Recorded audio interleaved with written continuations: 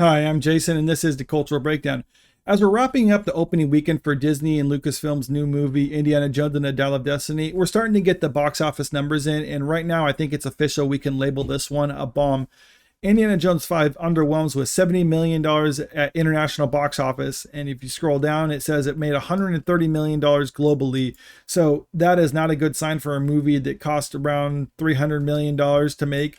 Some people are trying to defend this by saying, like, well, 130 million, that's not bad, or that's a good sign, or they're just looking at the number itself, like, that's a lot of money. It's like, well, yeah, it is, until you consider like how much this actually costs to make. If you jump into this article from Screen Rant, it says it needs to make around $750 million to $800 million to break even. And why is that? Because a lot of people say, like, well, the rule of thumb is it's double the budget. So if it's $300 million, it needs to make $600 million, right? Well, no, not necessarily. That's for most movies.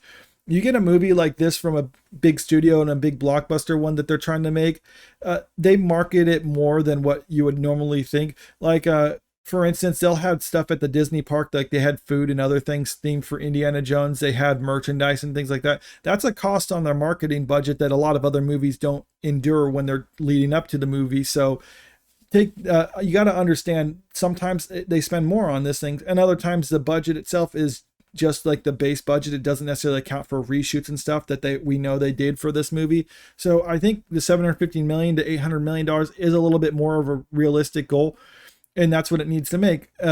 So just out of curiosity, I went and looked up Crystal Skull, and what did that make? It made around $790 million. So this is what Dial of Destiny needs to make globally in order to break even. And as you can see, the opening for Crystal Skull was much higher. And if you actually look at the global opening for Crystal Skull, this is what you got with it, $311 million. So Dial of Destiny is, yeah, it's less than half of that. And it needs to end up making globally the same amount as Crystal Skull just to break even. That's not a good sign.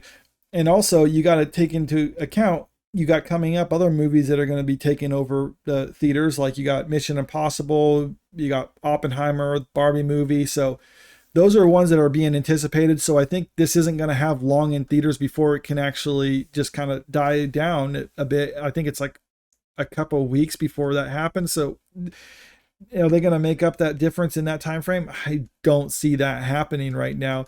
And the question is why this happened. And I think the biggest thing is they didn't make an Indiana Jones movie.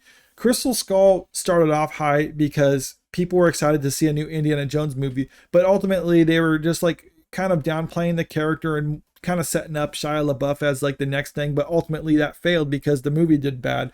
Well, this one, they're trying to do the same thing again because they want to continue the Indiana Jones adventure stuff, but Harrison Ford is just too old for it. So they're trying to get younger people to do it instead. And this was trying to set up Phoebe Waller-Bridge's character as the next Indiana Jones.